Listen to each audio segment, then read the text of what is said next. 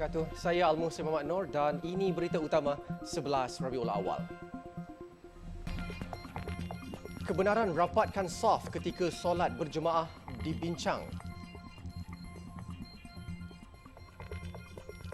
Juga jenama arak timah, satu penghinaan.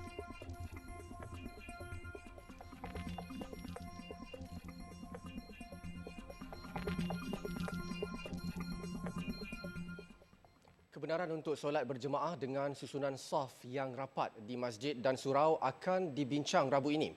Menteri di Jabatan Perdana Menteri Hal Ehwal Agama, Senator Idris Ahmad berkata perbincangan tersebut akan dibuat pada Muzakarah Khas Jawatankuasa Muzakarah Majlis Kebangsaan bagi Hal Ehwal Agama Islam MKI. Dalam kenyataan yang dikeluarkan, Senator Idris berkata muzakarah kali ini akan membincangkan beberapa isu SOP khususnya mengenai aktiviti masjid dan surau. Ia termasuklah cadangan untuk merapatkan susunan saf ketika solat berjemaah. Senator Idris berkata beliau percaya suatu keputusan demi masalah umum akan dapat dicapai dan berharap aktiviti masjid dan surau khususnya solat berjemaah seperti sedia kala akan dibenarkan dengan SOP tertentu. Menurut Senator Idris, ahli muzakarah yang telah dijemput hadir pada Rabu ini terdiri daripada mufti-mufti negeri, pakar Kementerian Kesihatan Malaysia KKM dan Majlis Keselamatan Negara MKN. Sementara itu, Menteri di Jabatan Perdana Menteri Hal Ehwal Agama, Senator Idris Ahmad memaklumkan syarat lengkap 2 dos vaksin akan menjadi indikator penting dalam perbincangan MKI Rabu depan dalam memutuskan kebenaran untuk solat berjemaah dengan susunan saf yang rapat. Setakat ini secara umumnya memang bukan setakat kita untuk nak pergi solat, malahan nak ke pejabat hari ini pun, nak ke mana pun mesti ada 2 dos. Satunya sebab tu dalam mesyuarat nanti yang akan dihadirinya ialah selain daripada Sahibul Samaha dan juga ahli majlis MKI. Begitu juga akan dihadiri oleh MKN daripada Majlis Keselamatan Negara dan juga satu lagi ialah daripada KKM. Itu semuanya kita ambil pandangan-pandangan daripada semua dalam kita buat keputusan tadi. Jelasnya beliau mengambil contoh situasi seperti di Makkah dan Madinah yang membolehkan solat dengan susunan saf yang rapat setelah semua jemaah telah lengkap divaksinasi. Susulan isu arak buatan Malaysia, arak timah, Yayasan Dakwah Islam Malaysia Yadim menasihati agar pihak syarikat Winepack Corporation untuk menukar nama arak tersebut demi kemaslahatan dan keharmonian kaum dan agama di Malaysia. Menurut Yang di-Pertua Yadim Nasruddin Hassan, beliau amat tegas berhubung isu arak timah yang dilihat telah sengaja mencabuli sensitiviti agama Islam. Justru itulah kita menasihati. Kita menasihati supaya yang pertama tu kalah nama tu. Bukan payah pun. Banyak lagi nama-nama yang lebih glamour, yang lebih catchy lah dengan nama arak ni. Dan saya kira pihak penasihat korporat mereka tak akan kering idea pun untuk memberi nama tu. Jadi kenapa kekal dengan nama itu? Saya bimbang takut dia adalah suatu tindakan yang akan mengganggu keharmonian bermasyarakat dalam negara kita yang majoritinya Muslim. Jelasnya selain nama timah, Winepack Corporation juga dilihat melakukan tindakan provokatif dan mengundang kemarahan umat Islam dengan menjalankan majlis pelancaran pada bulan kelahiran Nabi Muhammad SAW.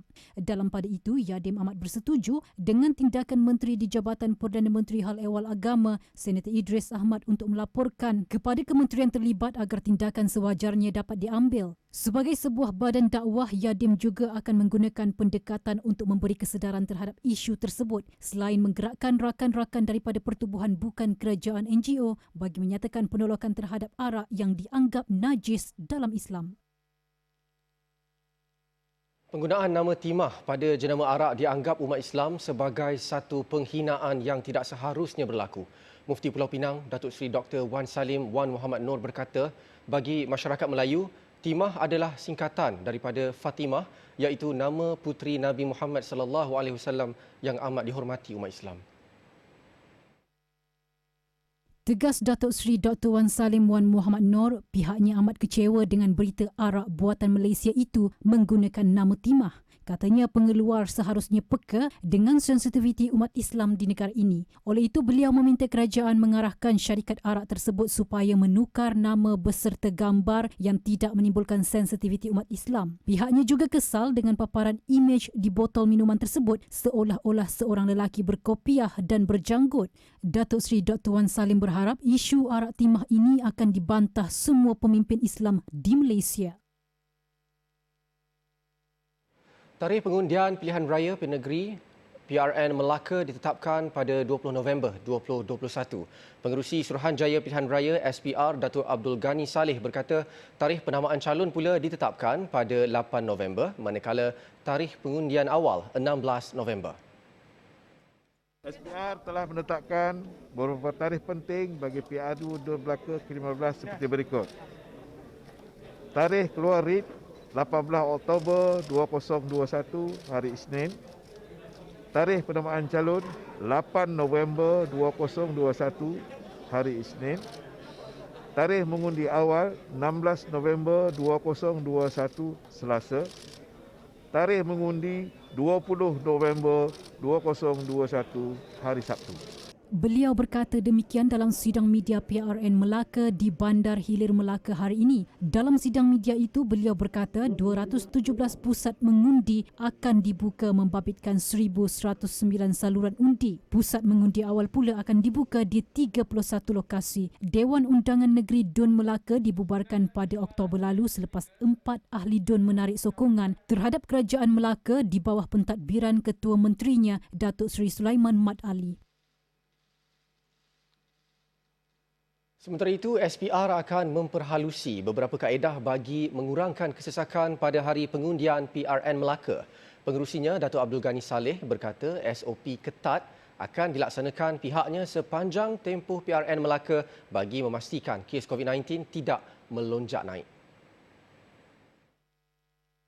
Beliau berkata SPR menyasarkan kira-kira 70% daripada 495,196 pengundi yang layak akan keluar mengundi. Sasaran itu rendah berbanding jumlah biasa pada pelaksanaan pilihan raya sebelum ini dengan mengambil kira tempoh pandemik COVID-19 yang belum berakhir. Segi SOP kita di pusat mengundi yang ini memang ketat, ya. Sebagaimana yang kita sedia maklum, syarat-syarat vaksin, syarat-syarat pelitup muka, penjarakan dan sebagainya memang ada. Dan kita di peringkat Urustia dan juga petugas kita dah memberi maklum bahawa perkara ini kita tak boleh bertolak ansur. Jadi kita berharap sangatlah para pengundi kalau boleh, ya, janganlah turun kesemuanya pada waktu pagi. Ya, sebab kita ada waktu daripada pukul 8 sehingga pukul 5.30 petang. Waktu ni agak panjang. Jadi kalau boleh untuk warga-warga emas ni awal pagi okey, tapi yang muda-muda ni biarlah lewat sikit supaya tidak berlaku kesesakan. And then kita nanti akan ada kat cadangan, ya, cadangan masa untuk keluar mengundi melalui kita punya sistem aplikasi kita, ya. Macam MySejahtera juga. Katanya kaedah serta SOP muktamad bagaimana pelaksanaan pilihan raya berkenaan masih di peringkat perundingan bersama Majlis Keselamatan Negara MKN, Kementerian Kesihatan KKM dan Polis Diraja Malaysia PDRM. Kementerian Pendidikan Malaysia KPM sedang meneliti kebenaran untuk pelajar tingkatan 5 yang bakal menduduki peperiksaan Sijil Pelajaran Malaysia SPM kembali ke sekolah tanpa penggiliran. Menterinya Datuk Dr. Muhammad Razzie Majidin berkata perkara itu masih di peringkat perbincangan bersama Kementerian Kesihatan Malaysia KKM dengan memantau kadar vaksinasi pelajar terlibat sebelum keputusan muktamad dibuat. Menurut Datuk Dr. Muhammad Razzie, perbincangan tersebut adalah susulan peningkatan kadar vaksinasi pelajar tingkatan 5 yang mencecah 97% atau 371,696 pelajar menerima dos pertama, manakala 57.9% atau 142,655 pelajar telah lengkap divaksin. Namun begitu, memandangkan jumlah yang terlibat agak besar, jadi kita sedang berbincang dengan Kementerian Kesihatan untuk melihat apakah kadar vaksinasi, ya, yang membolehkan di kalangan murid, khususnya murid tingkatan 5 ini, yang membolehkan mereka dibawa masuk tanpa penggiliran. Ini kita sedang pantau dari ke hari ke hari. Beliau berkata demikian selepas mengadakan lawatan ke Sekolah Kebangsaan Tengku Zainon Tampin Negeri Sembilan pagi tadi. Sementara itu, Datuk Dr. Muhammad Razi berkata ketika ini kehadiran pelajar ke sekolah bagi sesi bersemuka berjalan baik selain jumlah kehadiran juga menggalakkan. Mengikut rekod, seramai 339,951 pelajar layak hadir ke sekolah bermula semalam dan hari ini. Kementerian Kesihatan Malaysia KKM bercadang untuk berjumpa kumpulan anti vaksin bagi memberi penerangan berhubung vaksin COVID-19. Timbalan Menteri Kesihatan Datuk Dr. Nur Azmi Ghazali berkata pihaknya bersedia berjumpa kumpulan tersebut dengan turut membabitkan Menteri Kesihatan Khairi Jamaluddin Abu Bakar. Kalau ada kumpulan ini, why not? Kenapa tidak kita jumpa? Kenapa tidak kita datang nanti, kita boleh uruskan, saya boleh berbincang dengan Yang Berhormat Menteri Kesihatan supaya kita bersemuka dan kita cakap yang sebenar-benarnya. Jangan kita cakap sini sana dan menyebarkan berita palsu, kita bimbang juga. Nanti KKM akan mengambil tindakan kerana penyebaran berita palsu pula. Tegasnya, kumpulan anti-vaksin perlu diberi penerangan yang jelas kerana keputusan yang dibuat KKM bukan secara sembrono tetapi berdasarkan kajian dan data. KKM juga katanya telah menyatakan vaksin bukan penyembuh COVID-19 tetapi mampu meningkatkan imuniti badan daripada wabak yang membawa maut itu.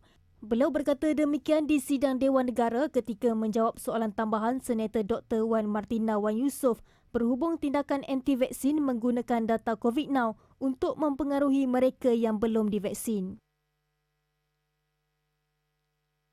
Pekerja tidak divaksin dan pelanggan tidak daftar MySejahtera merupakan kesalahan yang dilakukan 21 individu dalam serbuan polis di sebuah premis hiburan di Mergong, Alor malam tadi. Pusat karaoke itu juga telah melanggar prosedur operasi standard SOP di bawah Pelan Pemulihan Negara PPN Fasa 2 di mana pusat hiburan tidak boleh beroperasi. Serbuan diketuai Ketua Polis Kedah Datuk Kamarul Zaman Mamat bersama sepasukan pegawai dan anggota dari Ibu Pejabat Polis Kontingen Kedah. Datuk Kamarul Zaman berkata 18 pelanggan yang berada dalam premis hiburan itu masing-masing di kompaun RM2,000 manakala penganjur dikenakan kompaun RM25,000. Pekerja premis yang tidak divaksin pula ditahan kerana tiada dokumen perjalanan diri yang sah serta tidak memiliki permit bekerja. Kita akan mengambil tindakan untuk kompaun mereka kerana mereka telah melanggar aktiviti-aktiviti yang dilarang semasa PPN, iaitu sebagai penganjur dan juga sebagai pengunjung. Selain daripada itu, ada juga beberapa kesalahan selain seperti tidak mendaftar MySejahtera di tempat premis tersebut dan juga ada yang tidak divaksin bekerja dalam premis tersebut. Ujarnya kes disiasat di bawah Peraturan 17 Akta Pencegahan dan Pengawalan Penyakit Berjangkit 1988. Beliau mengingatkan kepada pemilik pusat hiburan supaya mematuhi SOP PPN Fasa 2 dan tidak beroperasi secara haram.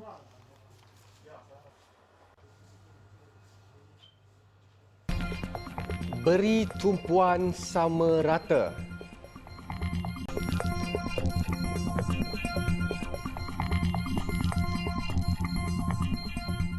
Alhamdulillah bertemu lagi. Golongan T20 dan M40 wajar diberi fokus yang sama seperti mana B40 dalam pembentangan bajet 2022 hujung bulan ini. Menurut Perunding Kewangan Rakyat Syamsuddin Kadir, pandemik COVID-19 bukan sahaja menjejaskan B40 tetapi juga T20 dan M40 yang ramai terkesan punca pendapatan. Bagaimanapun katanya, fokus dan bantuan perlulah bersasar dan disalurkan kepada mereka yang benar-benar terjejas akibat pandemik COVID-19. Kita kena fokus kepada T20, M40 dengan B40 yang terjejas. Tak kira dia di kumpulan mana, asalkan dia terjejas, itu antara yang kita perlu bantu. Contohnya, kita tengok juruterbang ataupun pilot, right? Ya, walaupun mereka dari kategori T20, ramai yang diberhentikan, ya. Mungkin 2-3 bulan mereka dapat hidup, tapi selepas itu dah habis bekalan, ya.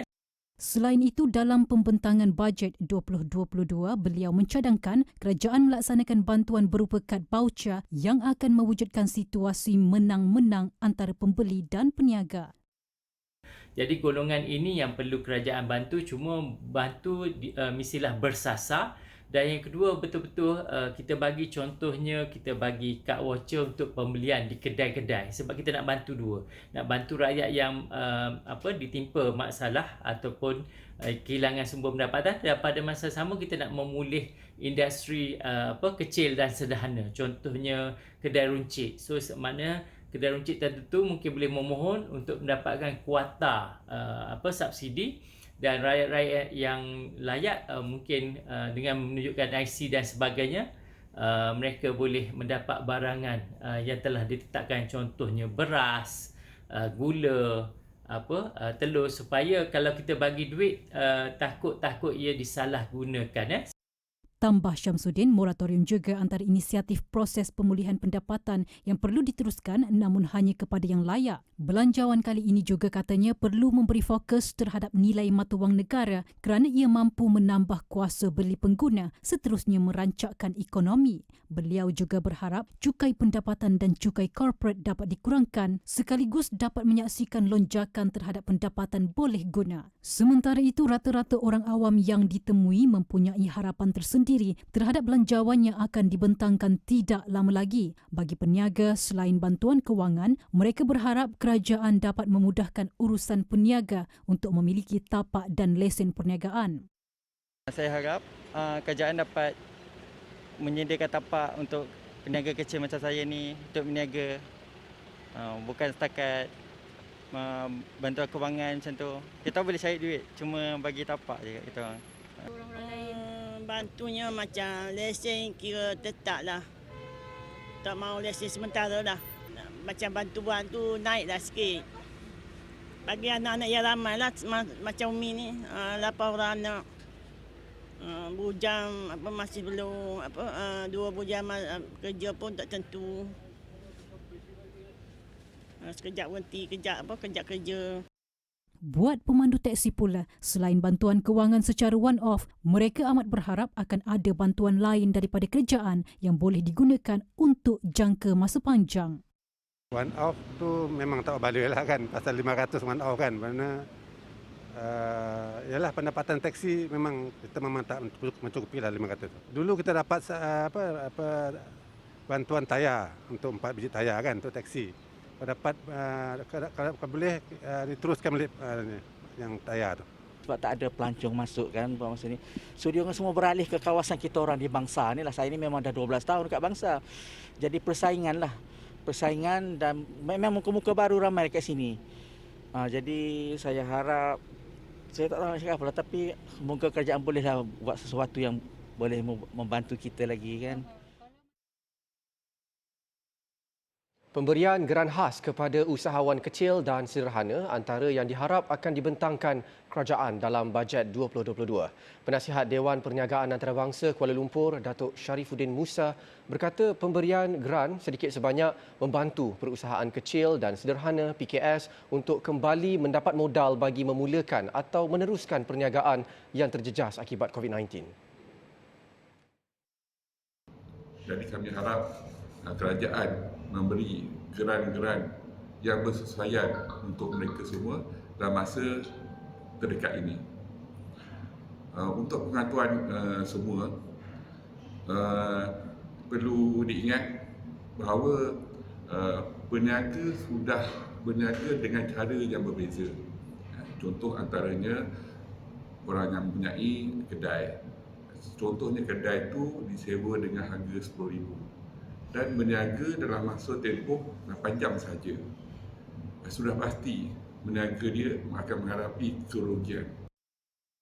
Tambahnya, had masa perniagaan yang dibenarkan kerajaan susulan penularan COVID-19 telah memberi kesan besar kepada pendapatan usahawan, terutama yang beroperasi 24 jam sebelum pandemik. Oleh itu, menuju fasa pemulihan, beliau berharap nasib PKS akan terus menjadi perhatian kerajaan agar ekonomi mereka dapat dirancakkan kembali, seterusnya mampu menjana peluang pekerjaan. Menteri Kewangan Tengku Datuk Seri Zafrul Abdul Aziz sebelum ini berkata, lebih 1 juta usahawan mikro telah dibantu melalui 4 siri bayaran geran khas prihatin GKP sejak COVID-19 melanda negara. Bantuan itu melibatkan peruntukan RM6.8 bilion. Program Akademi Da'i Muda Yayasan Dakwah Islam Malaysia Akademi Yadim siri ke-9 dilihat mampu melahirkan lebih ramai pendakwah muda yang berilmu dan celik teknologi. Pemilihan konsep Tekno Da'i jelas menunjukkan penguasaan kemahiran berteknologi khususnya media sosial penting bagi setiap peserta dalam menyampaikan dakwah pada zaman serba moden ini. Menurut Menteri di Jabatan Perdana Menteri Hal Ehwal Agama, Senator Idris Ahmad, beliau meletakkan harapan tinggi kepada semua peserta siri ke-9 tersebut untuk menjadi pelapis baharu dalam menyampaikan dakwah di dalam negara. Dan kita harapkan mereka ini akan menjadi seorang da'i dan menjadi satu lagi tenaga-tenaga yang akan menyebarkan agama Allah Subhanahu Wa Taala sesuai dengan bulan Rabiul Awal yang kita meraihkan kelahiran Nabi Muhammad sallallahu alaihi wasallam untuk kita mencetuskan lagi kesedaran kita untuk kita menjadi penyambung kepada risalah yang dibawa oleh Nabi kita Muhammad sallallahu alaihi wasallam. Walaupun baginda telah meninggalkan kita lama, maka kita menjadi tugas kepada kita untuk kita meneruskan kerja ini.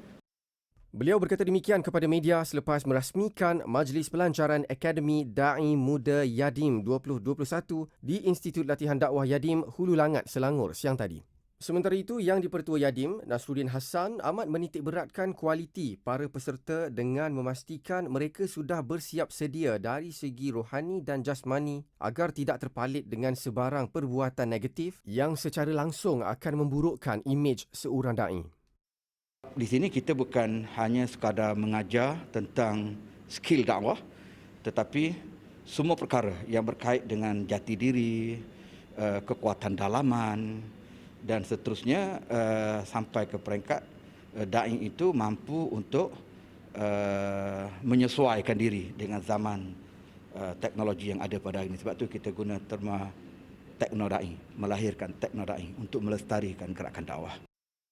Akademi Yadim 2021 disertai seramai 24 peserta yang akan dibimbing oleh 4 orang fellow terkemuka. Antaranya adalah Datuk Dr. Muhammad Fazilah Kamsah, Isfadiah Muhammad Dasuki, Syah Kirit Kalkulal Govinji dan Firdaus Wong. Dalam pada itu, peserta juga akan dilatih berhubung kemahiran teknologi media menerusi kerjasama bersama Multimedia University. Selaku penyiaran utama, TV Al-Hijrah akan menyiarkan program Akademi Yadim 2021 yang akan bermula 11 Disember depan dan akan berakhir pada 29 Januari 2022.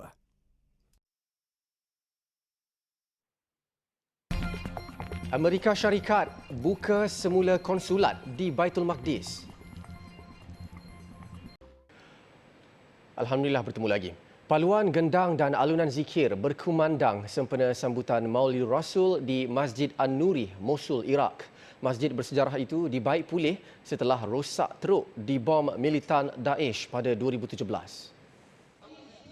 Bagai dilahirkan semula, masjid yang dibina pada kurun ke-12 yang terkenal dengan menara condong itu kembali meriah dengan kehadiran lebih 700 jemaah. Menurut penduduk tempatan, sambutan Maulidur Rasul diharamkan ketika Mosul di bawah cengkaman Daesh. Kini setelah masjid itu dibaik pulih semula, sambutan hari kelahiran junjungan mulia itu menjadi acara pertama yang dianjurkan. Pertubuhan Pendidikan, Saintifik dan Kebudayaan Pertubuhan Bangsa-Bangsa Bersatu UNESCO berjaya meraih dana lebih 100 juta dolar Amerika untuk membina semula Masjid An-Nuri. Separuh daripada jumlah itu disumbangkan Emiriah Arab Bersatu, UAE. Keseluruhan proses baik pulih dijangka siap pada 2023. Perdana Menteri Palestin Muhammad Shatayeh menyambut baik rancangan Amerika Syarikat AS membuka semula konsulatnya di Baitul Maqdis untuk menguruskan hal ehwal rakyat Palestin. Washington selain itu turut mengumumkan bantuan jutaan dolar untuk pembangunan semula Gaza. Pengumuman Washington itu memberi isyarat perubahan drastik dasar luar AS di bawah pimpinan Joe Biden. Setiausaha negara AS, Anthony Blinken, berikrar akan membina semula hubungan dengan Palestin yang sebelum ini terjejas teruk di bawah pentadbiran Donald Trump. Muhammad Syetayeh menyifatkan janji Washington untuk membuka semula konsulatnya di Baitul Maqdis adalah suatu langkah penting dan berharap ia akan dilaksanakan secepat mungkin. Pembukaan konsulat itu juga membuktikan Baitul Maqdis bukannya ibu negara Israel. Sebaliknya, ia adalah wilayah Palestin yang diceroboh Zionis. AS sebelum ini menghulurkan dana bantuan $5.5 juta kepada Gaza dan sedang berusaha untuk meluluskan bantuan $75 juta Amerika lagi kepada Palestin. Di India, sekurang-kurang 25 terkorban dalam banjir dan tanah runtuh yang melanda barat daya negara itu. Ribuan penduduk terpaksa dipindahkan ke pusat penempatan sementara. Pasukan mencari dan menyelamat terpaksa meredah lumpur tebal untuk mencari dan menyelamatkan mangsa yang tertimbus. Tentera India turut dikerah ke lokasi bencana untuk menyampaikan bantuan. Hujan lebat berterusan sejak Jumaat lalu telah menyebabkan paras air di beberapa sungai mula melimpah sekaligus mengakibatkan beberapa jalan raya tenggelam. Sebuah video tular menunjukkan beberapa buah bas dan kereta ditenggelami banjir. Setakat ini, pihak berkuasa masih belum dapat menentukan jumlah penduduk yang hilang. Laporan itu tadi mengakhiri berita Al-Hijrah malam ini. Saya Al-Muhsin Muhammad Nur. Assalamualaikum warahmatullahi wabarakatuh. Selamat malam.